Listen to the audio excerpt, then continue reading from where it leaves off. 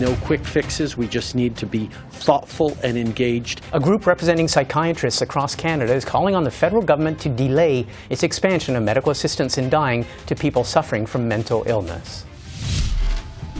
Jean Charest, politician, premier, and proponent of trade with China, gives us his take on the Trudeau government's Indo-Pacific policy and warnings about doing business with China. Stop, think, and dial it back. They need to stay in their lane so that we can stay in our lane. The fallout continues from Danielle Smith's Alberta Sovereignty Act. We'll hear from our political observers. This is Primetime Politics. Hello, I'm Martin Stringer, sitting in for Michael Serapio. We begin tonight with an association representing psychiatrists at 17 medical schools across Canada who are asking the federal government to delay its expansion of medical assistance in dying. In March, medically assisted dying is set to expand to become available in certain circumstances to people suffering incurable mental illnesses. We're going to hear from a psychiatrist in a few minutes, but first, here's Prime Minister Trudeau being asked about this in London, Ontario. Medical assistance in dying is an extremely difficult and personal issue for individuals and families. As a government, we need to make sure that the framework and the resources are in place for people to make informed and proper decisions. We've always striven as a government to be there to support people's rights and their choices, while at the same time making sure we're protecting the most vulnerable. Joining me now is Dr. Valerie Taylor. She's president of the Association of Chairs in Psychiatry, and she's a psychiatric chair at the University of Calgary. Dr. Taylor, thanks for joining us. Thank you for having me to discuss this important issue. You are a group of 17 medical schools and teaching hospitals, I think 80 professionals who have written to the federal government. You want the government to hold off on expanding the eligibility for medical assisted dying to those with mental illnesses. Why? Why do we need a delay? I think that our concern is that we represent provincially a variety of different medical schools across Canada, and we're just a little concerned about on-the-ground pragmatic implementation of this come March. Why? What kind of challenges are there? Are people not trained up? Is it the way, the determinations that have to be made, who's eligible for medical assistance in dying who have psychiatric conditions? I think it is all of the above. We recognize that excellent work has been done federally, but that there have also been a number of curveballs thrown to all of us who have anything to do with healthcare over the course of the last 2 years, including the COVID pandemic. And so that has delayed things. And so we don't want to derail the excellent work that has been done up until now by rushing to meet an arbitrary March 17th date. This is not a delay forever, or not even a delay for a significant period of time. We want to just ensure that when this does get rolled out, that we're able to do it in a way that's going to be the most efficient and the most effective. And we're just a little concerned that we're now into December and not taking away from the excellent work that has been done up until now, but we're not going to be quite ready for a March 17th launch on the ground. Okay, I read an article and I read your letter, and I saw some things referred to that are, you have to train everyone up, and some of the determinations you have to make are not easy, and some are complex, and people have to be up to speed across the country on it. And I saw two references. One is about suicidal patients who may be availing themselves of this option, but they're basically just committing suicide, and the other is about trying to determine who have irremediable or incurable conditions and who might respond to medication. Are those two of the problems in terms of making determinations? Well, we just want to make sure that we have individuals trained up to be able to differentiate between the two. I firmly believe that there is a difference, as do many. This is not an anti-MAID statement, but we just want to make sure that we have adequately prepared the practitioners so that they're going to be able to feel comfortable making decisions around this. Okay, this is physicians across the country. We're talking, what, tens of thousands of physicians or thousands of physicians? Well, certainly not every psychiatrist is going to participate in the MAID process. This is going to be people whom choose to be part of this process. But we also need time to train up those who do choose to be part of the process and to be able to ensure that everyone is very clear on the pathways, that we have the right educational models created, and that those processes get implemented at the provincial level. And again, the provinces are exhausted. And so we just want to ensure that we don't move too fast so that we don't lose all of the hard work that's been done up until now. Okay, two last questions. One is then, and I think you alluded to it, you're not making a stand about whether you're for or against MAID applying to people with mental illnesses. You're just talking about training people up to be able to make that determination? Absolutely. This is the on-the-ground implementation. We want to ensure that the best processes are in place for practitioners, for patients and their families. Okay, the other question is, I think you alluded to it, and you said you're not asking for a long delay.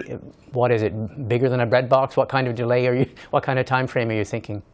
You know what, that is literally a great way to phrase it. You know, we don't have a firm, it has to be X amount. We want to be involved and help with the process so that sometime in the near future that this gets rolled out in a way that's effective. I know that a huge amount of work has been done both provincially and federally, and that a lot of thought has been put in, and we're close. And so we just want to make sure that we don't rush these last few months. And so I don't think we need to reinvent the wheel. I think there's been a lot of engagement and consultation. We just want to ensure that when it is implemented, that it's done properly. And for our viewers who aren't aware, there was a 5-year grandfathering put in for people to avail themselves for conditions that are mental illnesses. There was a 5-year extension to study, to determine guidelines, and to train people up. That expires, or that comes due, comes open, if you will, in March, mid-March.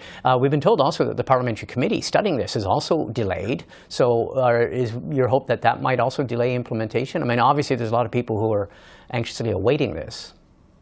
Well, and that's part of the issue. You know, we don't want to have this roll out too fast and then it's a clunky rollout and that delays access even further. This is actually to ensure that this is done in such a way that people have access in the appropriate time frame. And, you know, if we make missteps, there could be further pause, and that's going to complicate access even further. We want to work with the government to ensure that we're on the same page and that this is a successful process. Okay, Dr. Valerie Taylor, thank you very much for taking the time, and we will watch this obviously with great interest. Thank you. Canada's business community is reflecting these days on the Trudeau government's new Indo-Pacific Strategy and the growing number of warnings from ministers and the Prime Minister himself of the risks of doing business in China. Joining me now is someone who's worked with Canadian companies doing business in China, as well as with one of China's largest corporations. Jean Charest is a former Quebec Premier, former Progressive Conservative leader. He is a partner with McCarthy-Tétrault, and he's just contributed to a book on trade with the Indo-Pacific region. Monsieur Charest, thanks for joining us. Thank you very much, Mr. Singer. Let's look at I mentioned the warnings that are coming now fast and furious from the Trudeau government. When she announced our new Indo-Pacific strategy, Foreign Affairs Minister Mélanie Joly said Canadian business people, and you represent many of them, should go to China, quote, clear-eyed. And her quote is, the decisions you take as business people are your own. My job, she says, is to tell you there are geopolitical risks in doing business in China. What do you make of her warnings? Well, we've been, waiting for this Indo-Pacific strategy from the federal government for a while now. Actually, I think about 2 years, and I'm not at all surprised by her, assessment of the relationship. And essentially, what she's telling us, Martin, is part of what we've experienced in the last few years. China has become a superpower, and China behaves like a superpower. It's something Canadians are familiar with. We live next to the United States. We're friends and allies, but they're also a superpower. So from the get-go, their way of dealing with issues in the world is that of the strongest country, and force is often, the main reflex when they're dealing with issues. Now, in the case of China, that's a communist country. We've learned the hard way that if you get into a disagreement with them, that they will use whatever they feel is necessary to get their way. I mean, the story of the two Michaels was pretty brutal. This was a state-sanctioned kidnapping. Mm-hmm. And And so there's a lot of lessons that were drawn from that. And what the government is saying, and Madame Joly, they're right to say that, if you're a Canadian business going to China, you should know that this is a country that is organized in such a way where the government calls the shots. Would you were involved? You mentioned the two Michaels. You were involved representing Huawei, one of the biggest corporations in Canada, while those two Canadians, the two Michaels, were taken hostage by the Chinese government for 3 years. You had to deal with the fallout from that. What is your opinion? What do you tell Canadian businesses about the risks of things like that? Well, what we're looking at, Martin, in the next few years is that, and this is not only true for Canada, the United States, probably Europe, there's going to be areas in which there'll be a decoupling with the Chinese economy. 5G, quantum computing, artificial intelligence, semiconductors, anything that has to do with strategic minerals, sort of decoupling. And the areas like, medical products, as we learned during the COVID, we will not want to be totally dependent on the Chinese supply chains for our own needs. There are areas like that. Then there's other areas like natural resources where there isn't that, immediate national threat or threat to our security. So we export canola, we export pork and beef and iron ore, and I think that will continue. Of course, it should. And but in other areas, we're going to fence them off for national security reasons. As you mentioned. As you mentioned, China is a superpower. As you also mentioned, China uses brute force and takes hostages and uses hostage diplomacy, which we have denounced. And as I'll mention, obviously the Indo-Pacific Strategy is suggesting that people take that into account. I mean, the minister and the prime minister have also described China as a country that increasingly doesn't even follow basic international trade rules and basic international rules of law. You have clients who are interested in or are in China. The government seems to be suggesting we should try and divert business from China and go to other places like India and Southeast Asia. There's no single answer. I mean, there's no absolute answer for all of this, Martin. It depends on what business you're running, how you run it, and who you deal with. I've met businesses who have done very well in China and had good relationships, and I've gone in and out and done okay. Others, not. And so there is no, made in advance answer to your question. Companies have to seek advice on who to deal with and how to deal with China. But we're going to continue to work with them. We're going to continue to sell pork. We're going to continue to sell beef and canola and iron ore. I can see that. Environmental technologies. And by the way, let's not, forget that we need to cooperate in areas of common interest like climate change and pandemics and issues of that nature. I mean, that's absolutely essential that we be engaged with China on these issues as the rest of the world if we're going to be able to advance our own interest in reducing greenhouse gas emissions and cleaning up this mess that we have on the environment.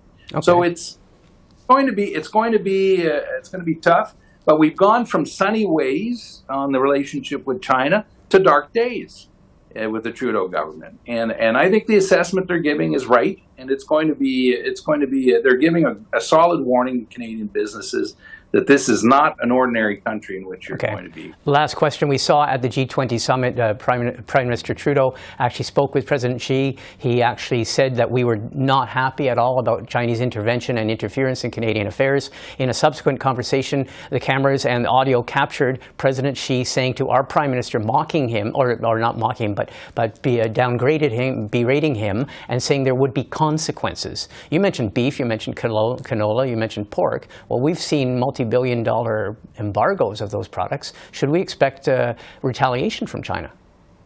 I don't think we'll see retaliation in the short term. I mean, that episode was very fascinating because it was unscripted.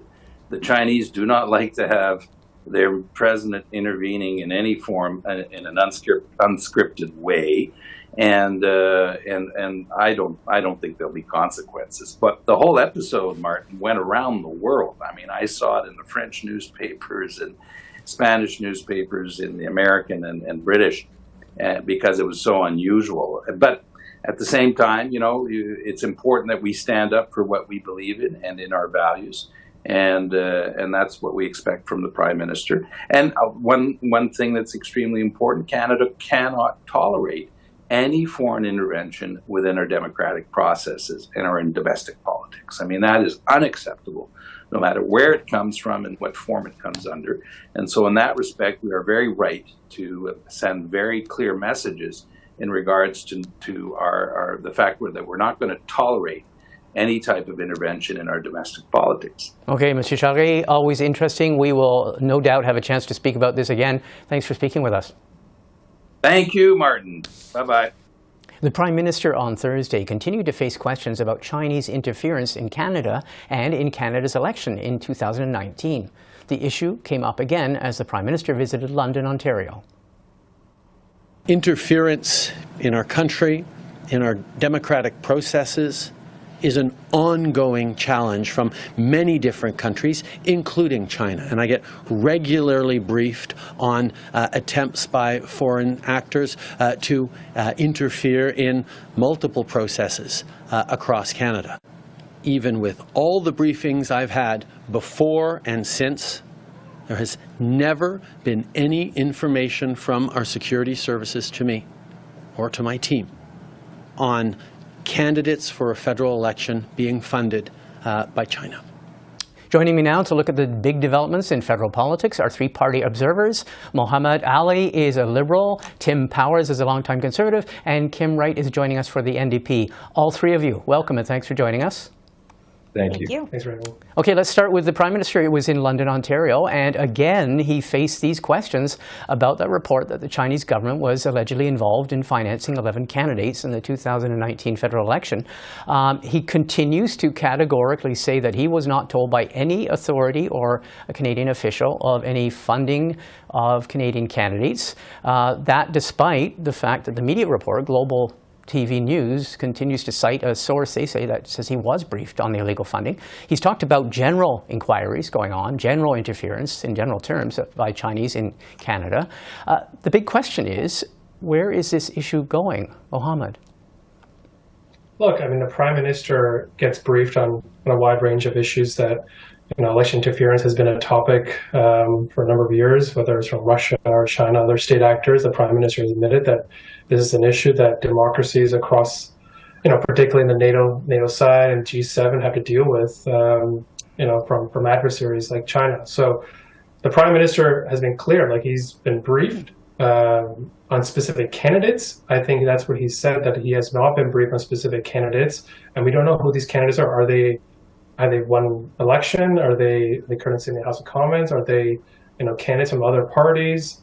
We don't know, and from as I understand, the Prime Minister has not been specifically briefed on who those specific candidates are. Okay. I think he's been briefed on more broadly of yes, it's an issue that we are monitoring and tracking from CSIS and others, and he's admitted to that, and I think his responses have been to that point of being careful with how he chooses words, and he has to be. He's a world leader, and he has to deal with a very delicate matter of foreign interference in the country. Okay, Tim, the question is, the Conservatives, every question period for 2 weeks now, have continued to ask the question. The Prime Minister has continued to say, no, I wasn't briefed. Where does this go? Well, just picking up something Mohammed said there, look, I don't think we're ever going to know the absolute truth here or anything close to it. There's disinformation, misinformation, uncertain information. I think in large measure, some of that's deliberate, given the foreign actor we're dealing with. Mm-hmm. I think it'll be you and your colleagues, Martin, who can paint the closest picture to what's actually happening. More disturbing to me than the story of the electoral interference are these so-called Chinese police stations that allegedly exist in Toronto, 3 of them. And I think the broader political issue here that the Prime Minister has to deal with is answering the question, does Canada have a grip on this? Do we know what we're doing to counterbalance, to undermine, to undermine the Chinese and to protect our own democracy? So the hot story, yes, is the candidates, but there seems to be a lot of other entrails of items that ought to concern us. And are we safe from Chinese broad-based surveillance of Canadians and Canadian security and intelligence? Okay, Kim, the question to you then. There are the two questions. There's a specific question about this instance and the Prime Minister's continued denial that he was ever briefed on the specific allegations. The RCMP says they were never given any specific information on electoral improprieties. So does the Chief Electoral Officer. And then there's the broader issue, to which the Prime Minister has said, well, we are looking into it. And I even talked to the Chinese President Xi on it and got rebuked for talking to him about it. Where does this go politically? Where do you see this going, Kim? Well, it depends on whether or not there is some sort of, proverbial smoking gun in a political sense, just to be very clear when I use that term. What we know is the Prime Minister is very clear with his language, and that shouldn't be a surprise to anyone. Was he exactly briefed before, during, or after the election? Who knows? But he likes to parse those hairs pretty specifically. Not dissimilarly, we saw the sport minister around the Hockey Canada situation suggest that she hadn't been told about the sexual misconduct allegations at Hockey Canada. Well, that's a little hard to believe. Maybe she wasn't specifically briefed, but anyone who'd been around a hockey rink for the last 20 years knew that there were some problems. So, whether he wanted to ask, whether he wanted to know, or wanted some plausible deniability, I'm not sure we'll ever quite know, but I think people can make up their own mind. But the other thing, and picking up on a point that Tim was making, we frankly have had an issue with China for quite some time, but the diplomatic challenges between ambassadors and our own work within the global community around China, and the Prime Minister's own sometimes flippant comments around China, has been a problem that has dogged him, frankly, from the moment he took office as Prime Minister. So I don't think that's going to change anytime soon. I am quite concerned that we have a government that continues to not be that great on the world stage on these diplomatic issues. And I will say this, as I often say, which is, you want to be the leader of a G7 country, you need to be better about how you're placed in the world and the diplomatic situation. Be curious, ask some questions, and don't just hope that nobody asks you something later on. Okay, let's look at another big issue this week, and it's got lots of political ramifications. Alberta Premier Danielle Smith, and she tabled her Alberta sovereignty in a United Canada legislation this week. What do you make of the reaction we're seeing from federal politicians, the Trudeau government, and also Conservatives and NDPers on Parliament Hill? Start with you, Mohammed.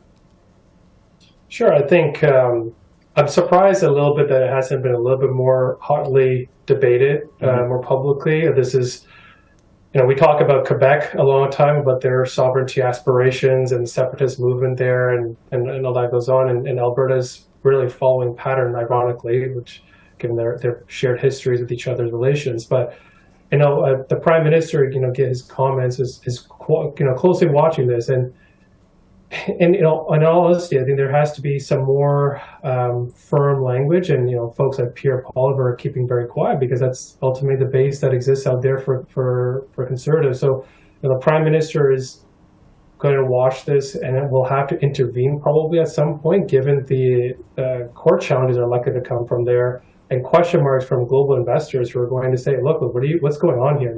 Is there not some stability that we can be achieved, because they're investing money into there's integrated economies across this country with Alberta, the natural resources another play. This is just one of those distracting and impulsive decisions that the Alberta Premier has taken that in reality should be looking to work with others. I understand the frustration that Albertans will face with dealing with the federal government. I think every province does, but choosing to try and circumvent federal laws like this is just, and then punishing municipalities for enforcing federal laws. This is just ludicrous. Okay. And I expect stronger language to come from leaders of the federal parties. Okay, Tim, I'll turn on the other side. The other argument made by the Prime Minister is that we're not going to get all exorcised about this until we actually have to address it. It might not even survive the legislature in Alberta. There are challenges that will come from Albertans before the courts. So he's basically saying, I'm keeping my powder dry. And I think the quote from Wednesday was, I'm not going to pick a fight yet. And I'd also be interested in your comment about how the Conservatives seem to be walking on eggshells on this one. Well, the Prime Minister's been very deliberate, not just in Alberta, but in Quebec when they brought forward legislation. We've seen that particularly around religious artifacts. He's kept his head down for the most part. So have the Conservatives, to be fair, and sometimes Mr. Singh and the NDP as well. I don't think in Alberta the federal government nor the federal Conservatives are going to look to provoke or breathe air into this. Yeah. I think this act is purely a political, it is a legislative initiative, but it really is a political tool to try and haul the federal Liberals into the Alberta election. And I think they're wise to keep their head down on this right now. Look, as an potential instrument of law, it is odious.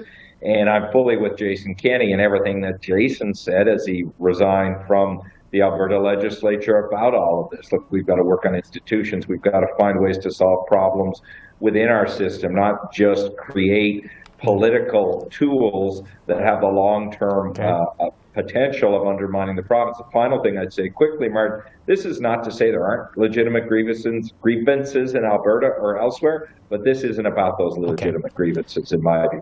Kim, I want to get your opinion about how the federal parties have addressed it and how this is obviously has Rachel Notley and the provincial NDP in mind as well.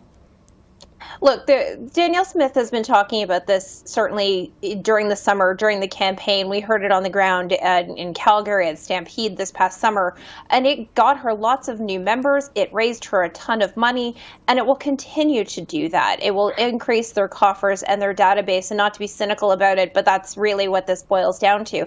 The challenge becomes, again, the continuous use of, constitutional, notwithstanding clauses, all of the rest of it. At some point, the Prime Minister and federal leaders need to be much more forceful about why people should stay in Canada, what is the value proposition of the Federation, and really start to dispel some of these myths and rumors. And if people think that this is not going to gain ground and gain traction, especially in Alberta, they may need to recalibrate their social media feeds, because I can tell you it is certainly something that continues to be talked about. And one of the things I would like to see is, if we're going to start talking about the Constitution, which we frankly very well might have to, considering that, Quebec doesn't stop using the notwithstanding clause in any case that they feel like they can and should. And so we need to start to relook at what does the Constitution, what does Confederation look like? Those are scary propositions, but I will always say, let's throw municipalities into that, because they keep getting undermined by all of these conversations. Something tells me we will probably be revisiting both of these subjects. I want to thank all three of you. Thanks for taking the time. Thank you. Thank you. Thank you. And that is our program. I'm Martin Stringer, sitting in for Michael Serapio. On behalf of everyone here at CPAC, thanks for watching. We'll see you again tomorrow.